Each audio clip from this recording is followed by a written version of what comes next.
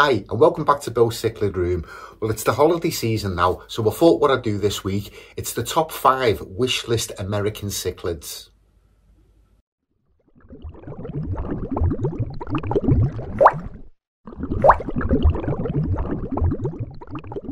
So it's been quite difficult getting the list down to just 5 of my Wish List American Cichlids. I think I've managed to do it. Some of them I've kept in the past, 1 or 2 of them I've never kept. But what I've done is I've tried to make them so they are obtainable, so it's not ones that have never been collected or ones that you've got absolutely no hope of actually finding. Some of them I've actually seen for sale over the last 12 months. The other thing that I've done is, as you know from the fish room, the biggest tanks that I've got down here is 4 foot. So I've not put any really massive cichlids in that it's not like realistic for me to keep. So I've tried to keep it realistic and make them obtainable. So not in any particular order, but the first one that I've got down is the Letuba. Now I did get a group of 6 of these last year. They come in from Max Cichlids.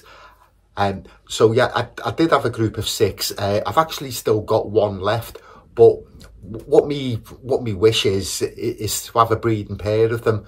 Now the Letuba, it's been one that I've always wanted to keep, and as I say, it was only the last 12 months that I actually managed to get some and keep them for the first time. But we can probably blame Willem Hines with his video Nicaragua cichlids of the lake. So he's got some fantastic footage. It's a female Letuba leading a load of fry through the river system. So it's just breathtaking footage. So yeah, ever since I seen that, which would have been 15 years ago or more, so I've always wanted like a small group of them, particularly a breeding pair. So that's number 1 on my list. So next on my list, which is number 2, is the Uaru Ferdinand Letuba. Now, I did actually have a group of these many years ago. I had a group of 10 of them. So what fascinates me with these, it's the colour pattern. The common name for them is the panda Uaru. So yeah, it's the colour pattern, and they actually go through a colour change from when they're juveniles to when they're adults. So there's some photos of them when I had them, when I had the group of them.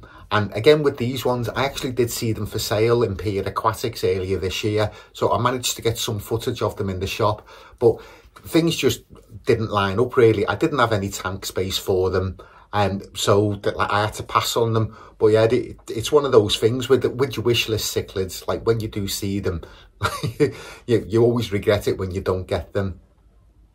The next one on my list, it's a pike cichlid, a Crenacicula regani. Now, with these ones, a good friend of mine, Keith Arkley, when I first met him, which would have been nearly 20 years ago, he was actually breeding them. So I did actually have a small group of them then, many years ago. Now, again, with these ones, I did actually see these for sale, probably close to 12 months ago in Aqualife. But they were really small and you couldn't sex them. So I passed on them. Again, I didn't have any space for them at the time. But yeah, they're really stunning. It's a dwarf pike cichlid. So the males at maximum get up to about 7 inches. The females get up to about 5 or 6 inches. Females are quite easy to sex on these ones because they have the spot in the dorsal. But yeah, it's always been one of my favourite pike cichlids. If you see my video from a week or 2 ago, Aqualife, they've actually got some of the orange pike cichlids in at the moment, the Zindu 1, which are stunning cichlids. But again, they get to about 14 inches and they're a little bit big really for what I can keep in the tanks that I've got. So yeah, it's the dwarf cichlids and then in particular the regani. The next one on my list, it's discus, believe it or not, but it's actually the wild type discus. So I know you can get discus in lots and lots of different colours. They've been line bred over the years, but I actually find them a little bit garish.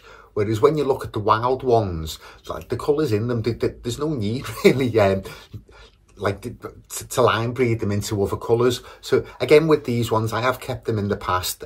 So there's a couple of photos of ones I've had in the past.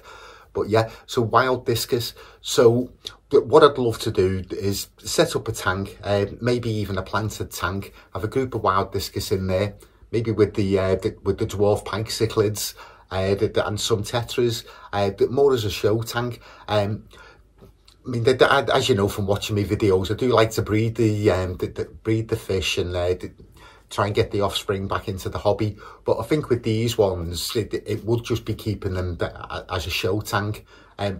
Again, like wild type discus, the problems that you have with them when they first come in, it's making sure that they're all dewormed, they've got no diseases on them, they're eating well. So yeah, they are a bit more tricky to keep than the normal shop bought cichlids, but the effort's well worth it.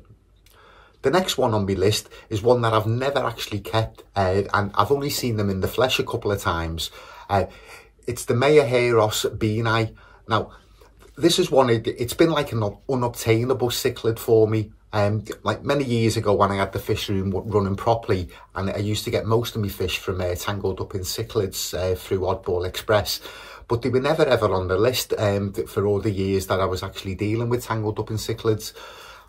Again, with these ones, I actually did see a group of them in Wharf Aquatics earlier in the year, but they were actually in quarantine, so they weren't for sale, but they were nearly adult size. They were about 7 or 8 inches, just stunning fish. So again, with these ones, they get to about 12 inches, which is sort of topping it for what I can keep. Like 4-inch tank, if you had a pair of those, that's probably maxed out really.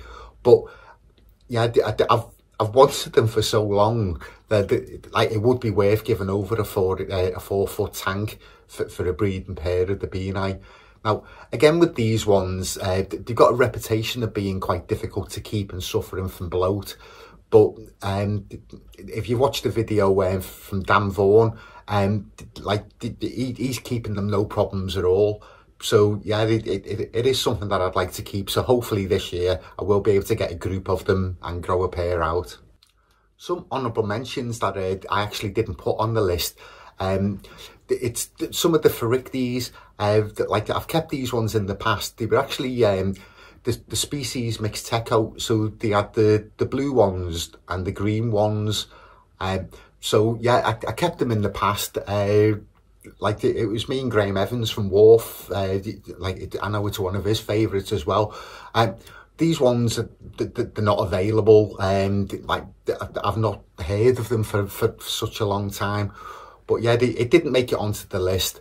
But like honourable mention, and the other honourable mention really, it's the Cryptohairos or Amatelania species. Again, these ones, these have always been one of my favourite species, and I have got quite a few of them in the fish room at the moment. They did go through a reclassification a few years ago, and there was a couple of new ones actually described, and some of the old ones have actually been split into other species.